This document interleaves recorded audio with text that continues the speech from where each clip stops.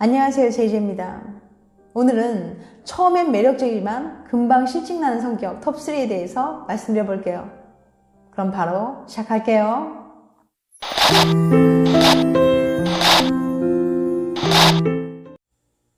혹시 영화 500일의 서머 보셨나요?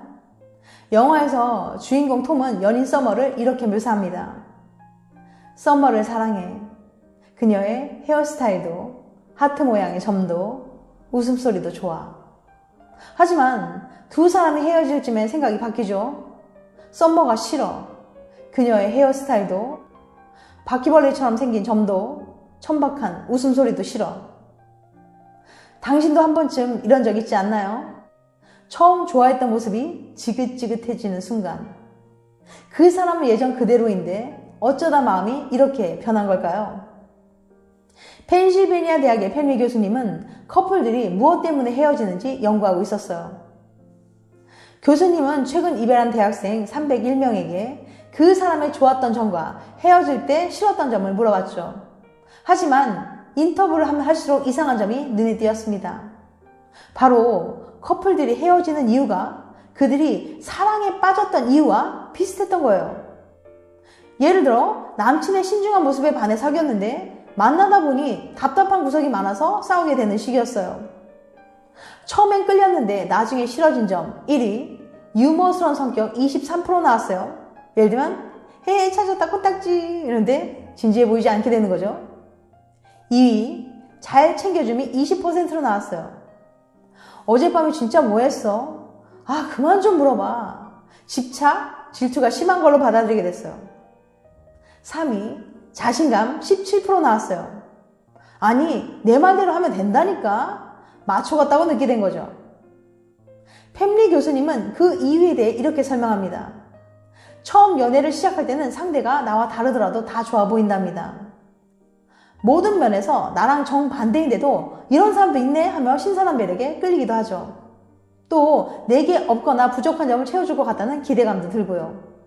하지만 오래 만나다 보면 나와 달랐던 바로 그 부분이 점점 크게 보이기 시작해요. 콩깍지는 이미 벗겨졌고 같이 보내는 시간이 많아지면서 여러모로 부딪히게 되거든요. 잘 해결하면 다행인데 계속되면 우린 정말 안 맞나 봐 라고 생각하게 되고 심한 경우 이별까지 하게 됩니다. 그래서 많은 심리학자들이 안정적인 연애를 하려면 비슷한 사람을 만나라고 조언하기도 하죠.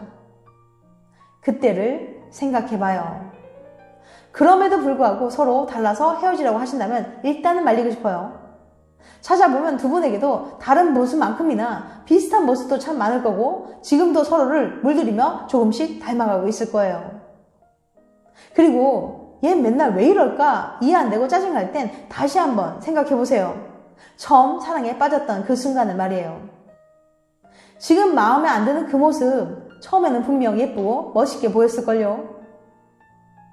성격이 나쁜 당신이 연애할 수 있는 한 가지 방법. 매사 충동적인 사람과 연애하는 건 쉽지 않습니다. 사소한 일에 쉽게 욱하거나 상대방이 어떤 기분이 들지는 크게 고려하지 않고 자기 생각만 말하니까요.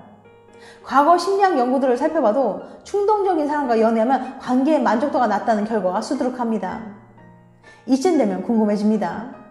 충동적인 사람은 연애도 결혼도 무조건 실패할 수밖에 없는 걸까요? 정답을 먼저 말씀드리자면 아닙니다. 충동적인 사람들도 행복하고 예쁘고 오래오래 연애할 수 있는 방법이 있어요. 그건 바로 충동적인 연인을 만나면 됩니다. 속으로 이건 무슨 개소리야 라고 생각하는 분들도 계시죠? 예측할 수 없는 두 사람이 만난다면 치고받고 싸우는 상황만 그려지시죠? 그런 상상도 무리는 아니에요. 하지만 사실입니다. 버팔로 대학의 제이 데이리 교수는 결혼한 지 10년 이상 된 부부 280쌍을 모집해 두 사람의 성격과 관계의 만족도를 다각도로 물어봤습니다. 결과는 어땠냐면요. 한 사람만 충동적인 성격을 가졌을 경우 그 상대방은 연인의 돌발적인 행동 때문에 자신이 사랑받지 못한다고 느꼈습니다. 관계의 만족도가 굉장히 낮을 수밖에 없었죠. 왜 매번 자기 마음대로야? 내가 뭘 어쨌는데? 이렇게 싸우게 되죠. 반면 두 사람 다 충동적인 성격일 땐 정반대의 결과가 나왔어요. 두 사람 모두 관계의 만족도가 매우 높았던 거예요.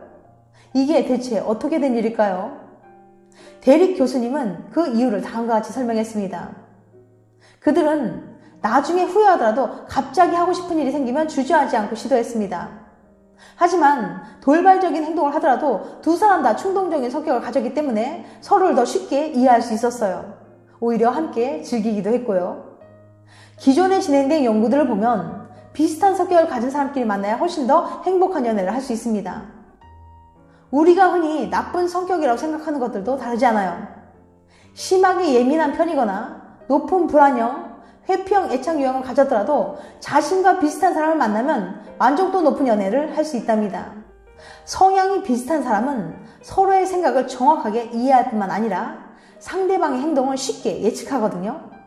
하지만 충동적인 성격은 다른 사람에게 피해를 줄 수도 있지 않나요?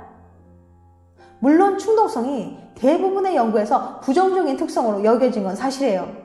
하지만 무조건 나쁘다고만 할 수 없어요.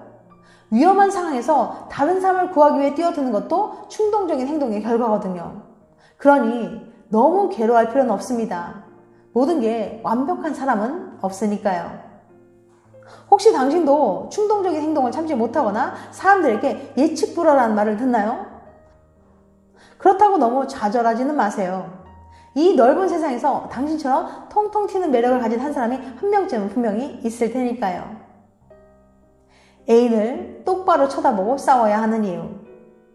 한 심리학 연구팀이 싸워도 이혼하지 않는 부부의 비밀을 공개했습니다.